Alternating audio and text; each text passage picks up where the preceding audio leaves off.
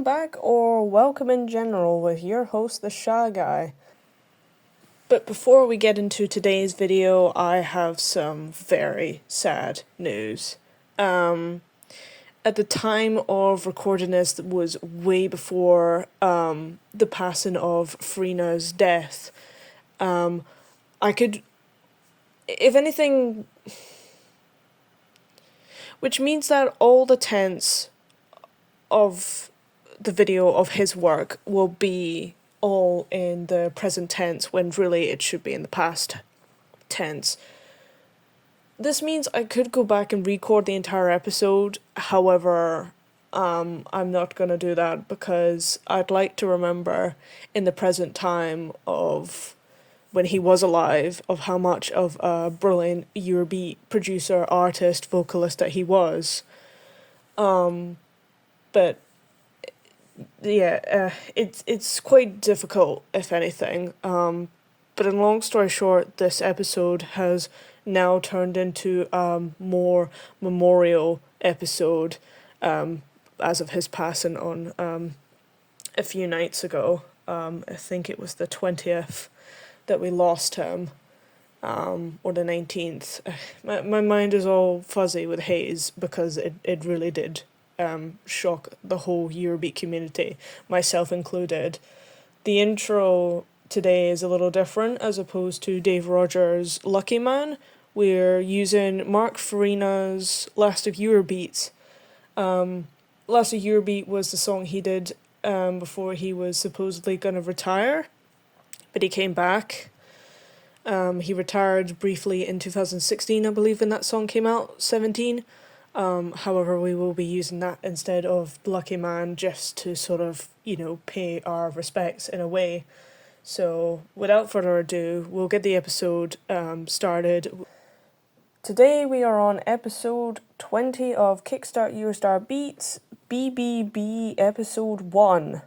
BBB being an acronym for Boom Boom Beats, which sounds like any normal, typical Eurobeat label, if anything, which really should just be a Eurobeat label, but it's another strange one today. Like the previous mentions of Eurobeat Blast being probably a sub-label to SEB, and Eurobeat Masters being a sub-label to Dima Music or Vibration to some extent, BBB sounds like a sub-label to Asia Records. Maybe the so-called Beaver Music. But I think Beaver Music is something completely different now that I think about it. But Asia Records nonetheless. Which doesn't bother me by fact because Asia Records is the third favourite label that I do enjoy within Eurobeat, so what's not to like? And to be honest, if I really could, I really would sit about and talk about the top 3 labels that I enjoy. Delta, Brat Sinclair, Style, and Asia Records. But those will be obviously discussed in the future, just at a longer pace, but longer paces won't be done at the current moment because the human attention span is so low that the average is only about 15 to 20 minutes per video. And I can only manage 30, if anything, half an hour. Which seems reasonable to me, but apparently not to the human race as of today. Anyways, brief introduction about the series. KickStart EuroStar Beats is Series 1 on the blogging series of the Shy Guy reviewing Eurobeat. Here's how I'll be reviewing it. It's a 0 to 5 stars ratio, no half stars, on how vibrant a song can get, plus additional comments on how the album is in general. Also, depending on how long the series is or how many songs are in that album, I might be obliged to review more than one album in a video so we can really define and encourage you to take this path into Eurobeat.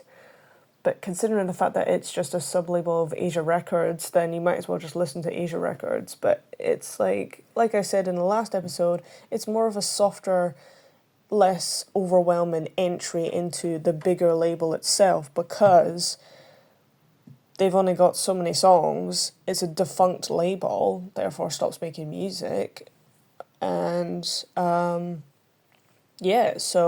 you might as well listen to that as opposed to actually listen to the whole 250 tracks or so that Asia Records actually is, and they're still producing from like, I want to say 1998.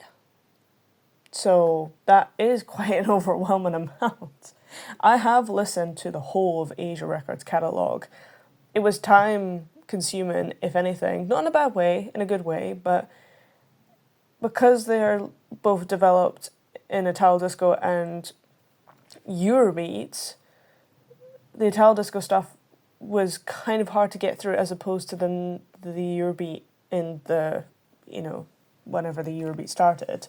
But this is, even though the majority of this is still Italo disco, as opposed to Eurobeat Blast and Eurobeat Masters, which were both Eurobeat, it's still interesting, nevertheless, to say at the least, just to deal with a smaller amount than a bigger amount. You don't want to bite off more than you can chew. How far did the series run on from? 9 volumes. How popular do I think it is? Well, I'm really not entirely going to repeat myself if you've been following the series, but if you're just starting on the series, then it's, unless you're researching, unless you're actively looking, it's going to be obviously a big miss. Ranges of the songs discuss who sung it, labels maybe, if it was either Asia Records or Beaver Music, any notes, star rating, and let's just get into this.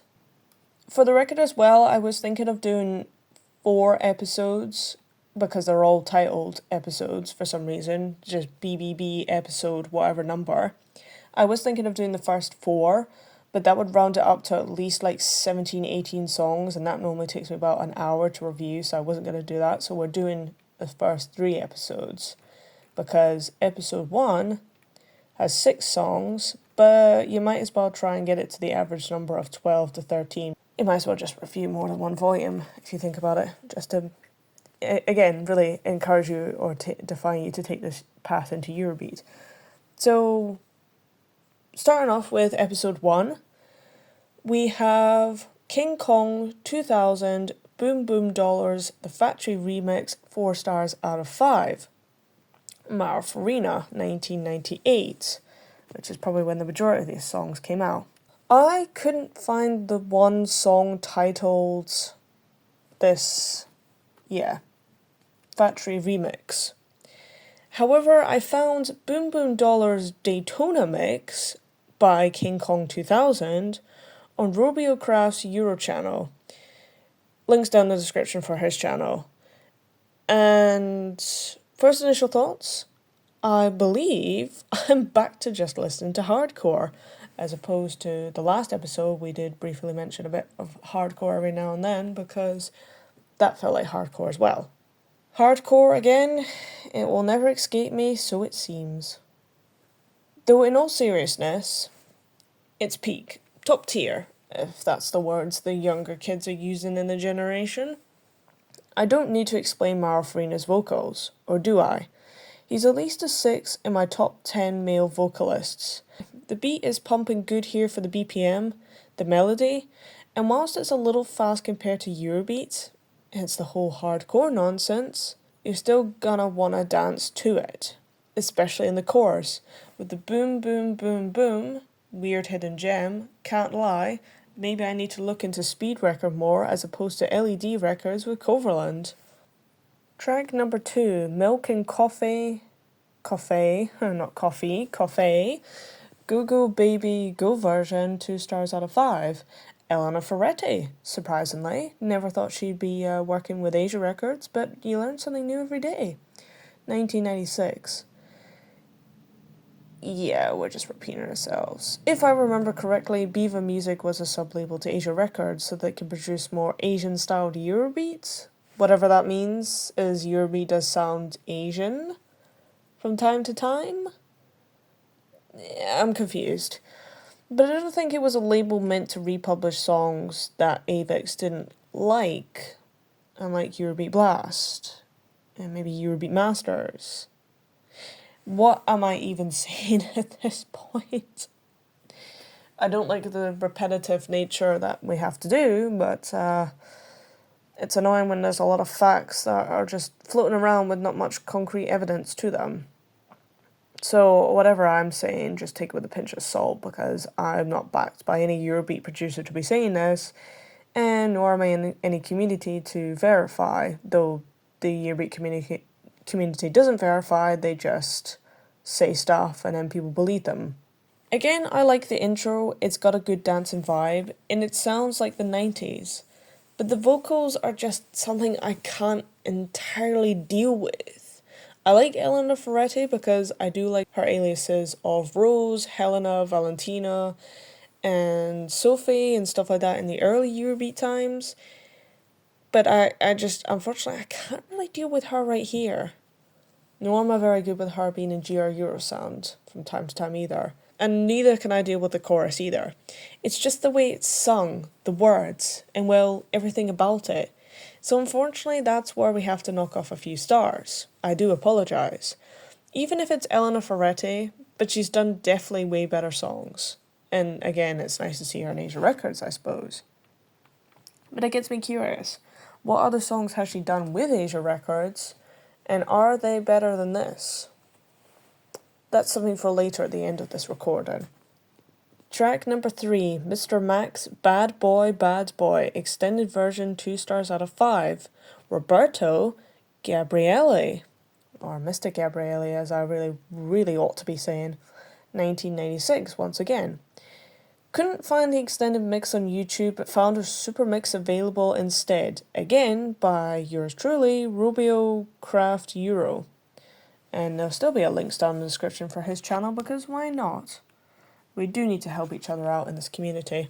Now, I didn't know who was singing this at first, until I had to look it up, obviously. And to my surprise, that was Mr. Gabriele himself. Wowzers. Did I know that he was a singer before a producer in his Eurobeat time of GR Eurosounds? Of course I did. And how do we know this? Because of Mandy Energy's video reviewing GR Eurosound Volume 1 and 2. And that's when I will do check out my GR Eurosound episode of links down in the description. There are some elements of One For Me, One For You by Valerie Scott in here, I believe. And no, this isn't my first time reviewing his vocal work either. So how well does he do in Asia Records or whatever? And I can't even remember what his previous work was in the previous labels. I feel like he's good though, but maybe this song is trying to be a remake or a cover of another existing track, preferably belonging to another genre, obviously. I don't know. I'm not saying his vocals are bad, or is he trying to imitate Farina, but the rest of the song is just lacking a bit. In order to get that low of a rating that it does get, it's just messy. There's some parts missing. It feels incomplete. The usual that I'm always spieling on about. Mind you, if you play it in an alleyway in order to appear all tough and that, maybe you'll just be embarrassing yourself.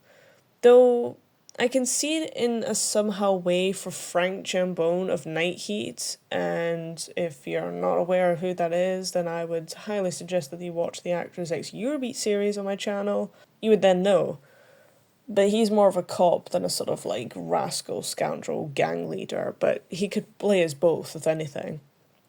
But if the song wasn't so lighthearted and silly, and more of a sort of Bad Boys, as in Bad Boy by like Chester or something, aka Gino from Volume 54, then this song would obviously be a lot better and more of a higher rating. But for some reason, some songs have a good title and a good theme to them, by the sounds of it, but the execution and the melody and the way that it sounds is just the opposite as to what it should be. I'm not saying all songs should be dark and grungy, but the majority of them shouldn't be so lighthearted and cheesy like you can't take it seriously.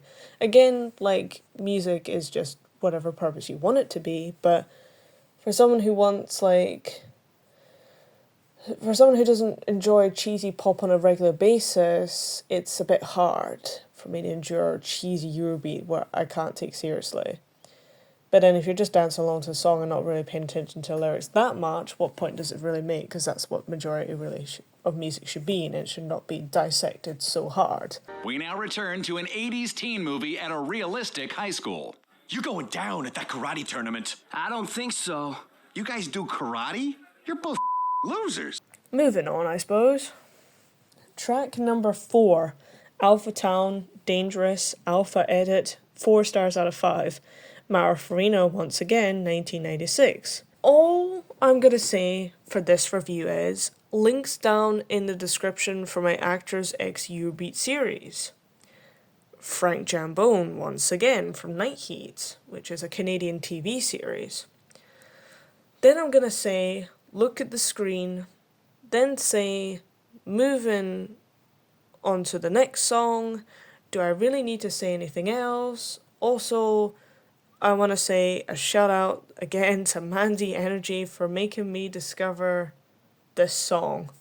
When she posted it on her Instagram stories with her TikTok of her doing a dance to it, I was immediately fell in love with this song. And I had to send her a message, obviously, as cringe as that sounds, saying, this is really good. And I do like Alpha Town's work from Super Eurobeat Volume 3. I just wonder why I never explored the Alias as a whole, even though they don't really have that many songs. Oh yes, Hero Samurai by Alpha Town 2000 is also a good one. Again, a song I also associate with Frank Jambone. And she was like, yes, you do need to explore early Eurobeat / Italo disco a lot more. Never really looked back at that, to be fair, and I keep doing it since. Track number 5, FCF War Games FCF Edit, 4 stars out of 5. One man band, man, you name it, Mara Farina. Some parts, in my opinion, of ABBA's Mamma Mia is in here, I believe. There will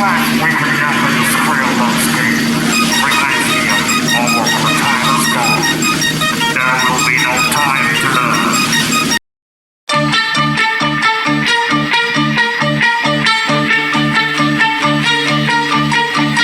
Because why not? I have quite fun comparing Eurobeat samples borrowed from mainstream songs. And I actually do like going on a bit of a stretch when it comes to reviewing some songs like that.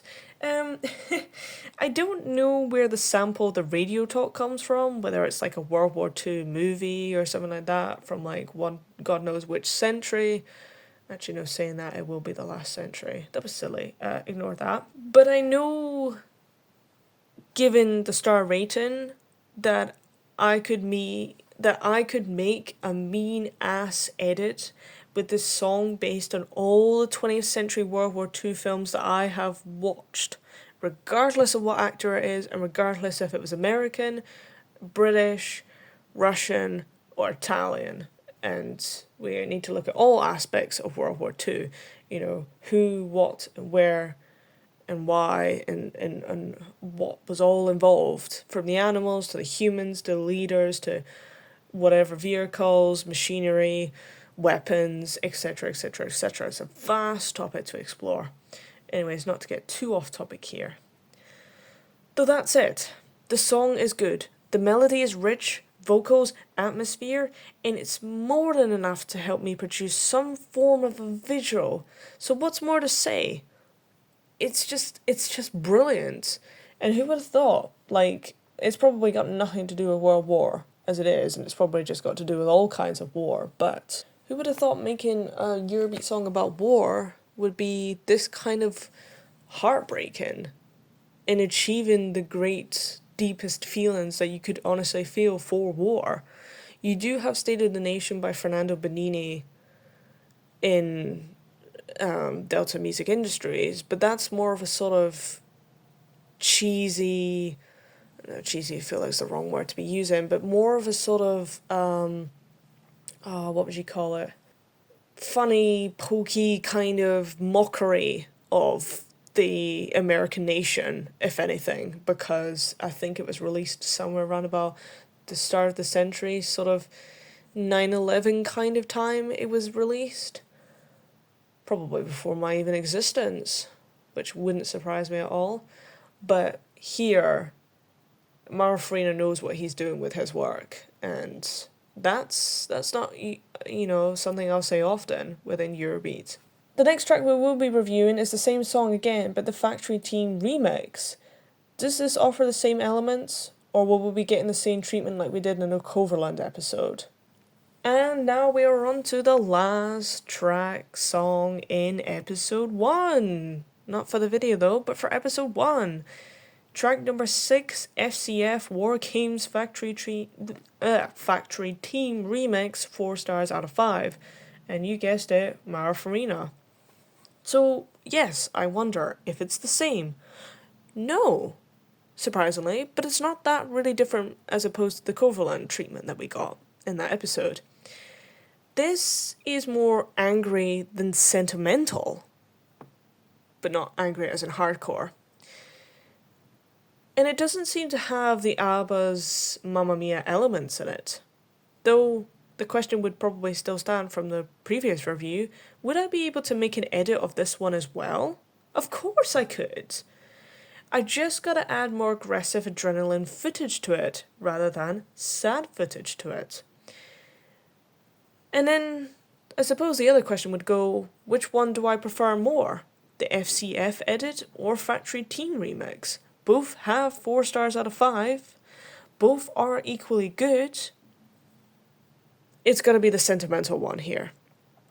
But the aggression one is also very much valid, considering War is angry and a lot of people do not, well, I wouldn't say a lot of people, I would say, 99.9% of people in the world would probably disagree with War, but then at the same time I feel like that number's sort of slipping.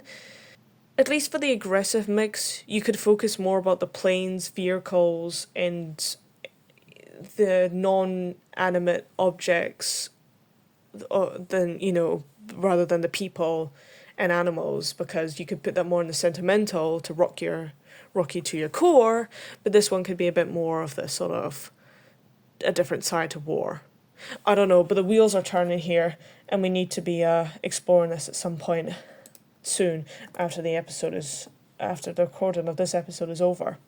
Episode 2, Track 1, Mr. Bean, Let Your Body Rock, Bean Dance Mix, 2 stars out of 5.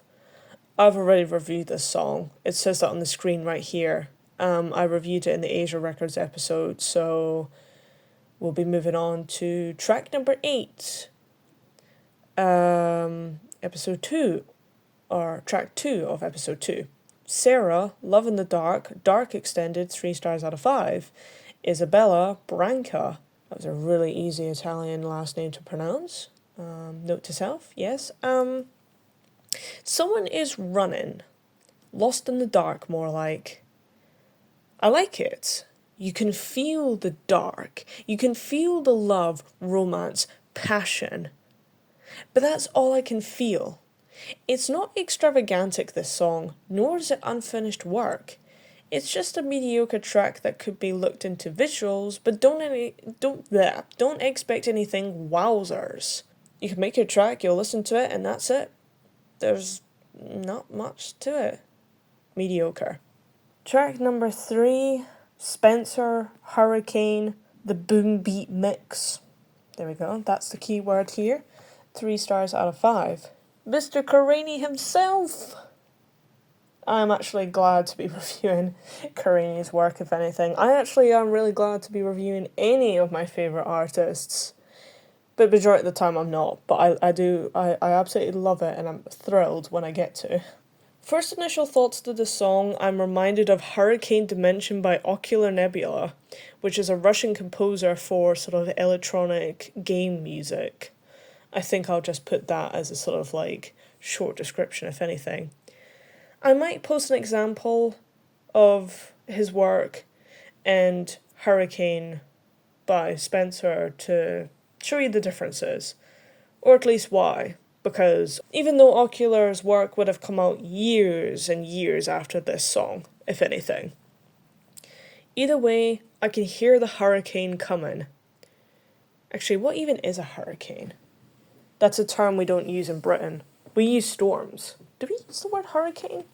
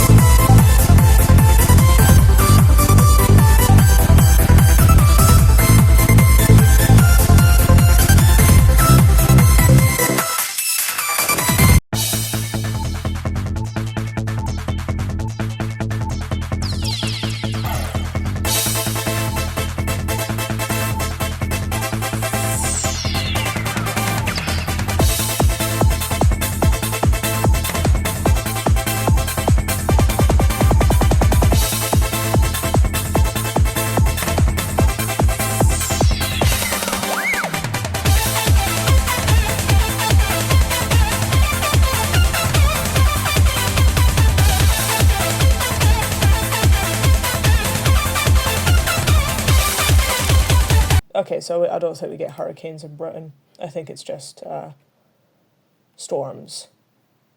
And storms. And yellow, amber, red warning of storms. Oh, interesting. You can hear the hurricane coming in this song. They're going round and round and round and round and round and a dizzy spin, but unfortunately I am not a fan of Mr. Karani's vocals here. And I think that's a shame.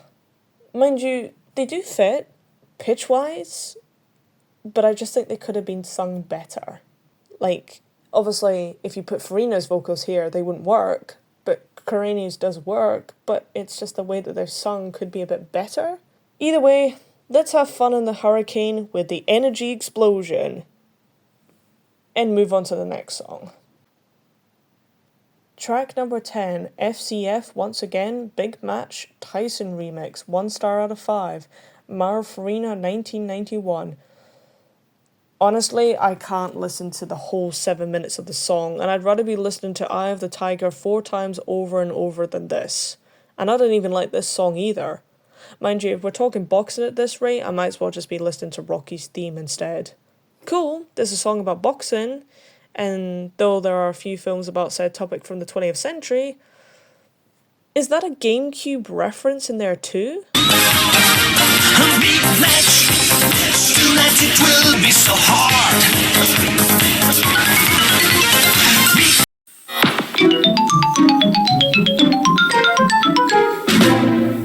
It sounds like it. Lol, what would Mike Tyson think about this? I'm assuming that's what all this really means. Who knows? I'm moving on to the next song. The melody really irritates me here, and the chorus, and I don't like his vocals here. Sorry. Really do apologise with that one there, Farina. But you do make some very strange songs that just makes no sense whatsoever. Track number 1 in episode 3 of BBB, Mr. Bean Let Your Body Rock Bean Dance Mix, 2 stars out of 5. Again, I've already reviewed this song. Why does it come up twice? Moving on to track number 2 of episode 3, Mr. Bean Let Your Body Rock I Love You BBB Mini Mix, 3 stars out of 5. This mix is fair for 2.50 seconds minute long. Yeah, that's all I'm saying to that. Track number 13, or 3 of 3. Alvin, Runaway, Getaway, Extended Eurobeat Mix, 5 stars out of 5. I've been told that this song is not by Mr. Karani himself. Who am I to know? Discogs, where you can only really get the sources of Eurobeat vocalists, doesn't specify the artist, or nor does it say that Mr. Karani didn't do this song. So riddle me that, Eurobeat community. I definitely know that this one isn't Farina, because this alias was shared with Farina and Mr. Gianni. So who else would be doing this? Yes, one-time artists using an alias is not uncommon in Eurobeat, but where else in the Eurobeat community shares and provides such information? I know Eurobeat Prime doesn't get updated anymore. I know I'm blocked from the website, so I'm generally lost. Anyways, on to the song, because I'd rather be talking about why this song is 5 stars out of 5 rather than talking about the Eurobeat community and the dire situation that it is to be. Oh, he's running for sure, and he is getting away from whoever it is he wants to run away from. Lyrics, melody, vocals, regardless of who they are, but I'm just going to be saying Mr. Karani here because ears are trained, and that sounds like Mr. Karani if you ask me. Like some cases of Fernando Benini in some of his works. I'll post that Eurobeat Reddit thread in my comment, in the description if anything, because yeah, it's a guessing game, Eurobeat. The repetitive nature of this song as well is the reason, hence why it's 5 minutes and 30 seconds long, are the reasons why it can be one of my top songs by Mr. Karani. Again, even if it is, I don't care because I'm saying it is, and that's all I really want to know. I can't really explain anything more about the song. You've just got to listen to it, to hear it, to feel it, to see it. And yes, by God, does this song repeat itself often, but in different ways? The title of the song, the chorus of the song comes around and round and round again. The pre-chorus of the song comes around and round again, but in different ways.